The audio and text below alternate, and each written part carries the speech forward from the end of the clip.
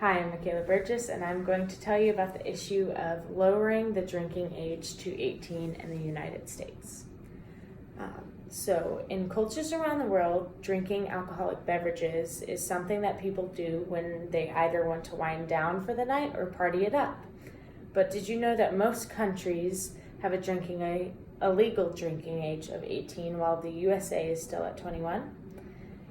As many people know, the legal drinking age is much higher in the United States than most countries in the world, and in this speech I will give reasons as to why it should be lowered to 18 years old to be consistent with other first world nations. So first of all, the problem is that our drinking age is at 21 years old. The legal drinking age 21 can actually cause more rebellion for young adults who do not meet the age requirement, and this causes high crime rates and more harm than protection. Having such a high drinking age is showing young adults that they can't be trusted. It actually makes drinking more of a phenomenon rather than a simple activity to do on a weeknight or weekend.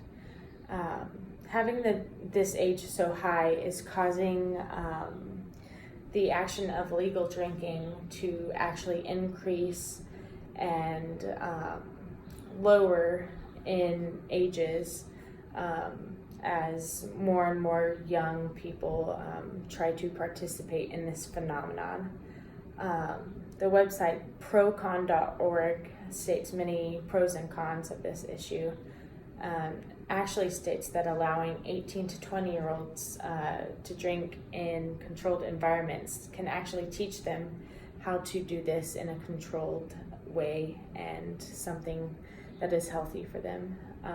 So now that you've heard about the harms that overly protective drinking laws can cause, you can understand better ways to proceed. What are some ways to help solve this problem? In this speech, this solution would be lowering the age to 18. This would decrease the want to rebel against the rules and also lower drug prevalence and tobacco use, and decrease the amount of phenomenon that's going on around these illegal things for young adults.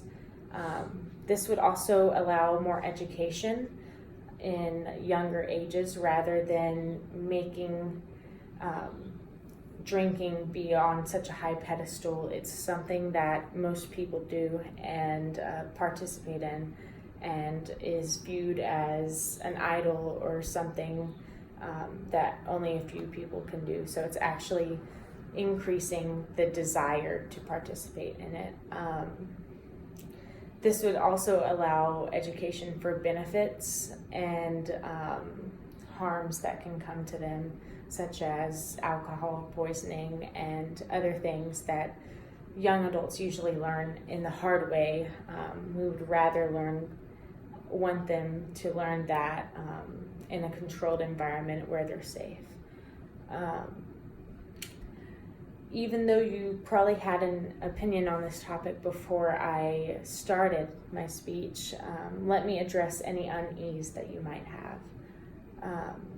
So there are a few concerns that people have about this topic that are really understandable, but let me address some concerns that you might have. Lowering the drinking age would not make alcoholism more prevalent. It would allow youth to be more educated at younger ages rather than learning in those hard ways that we talked about, and putting them in harm's way. It would allow them to discuss it with trusted peers and adults who actually have knowledge on this subject. It would give kids the option to opt out of alcoholism or the use of alcohol earlier rather than later, when they've already caused harm to their bodies and their psyches.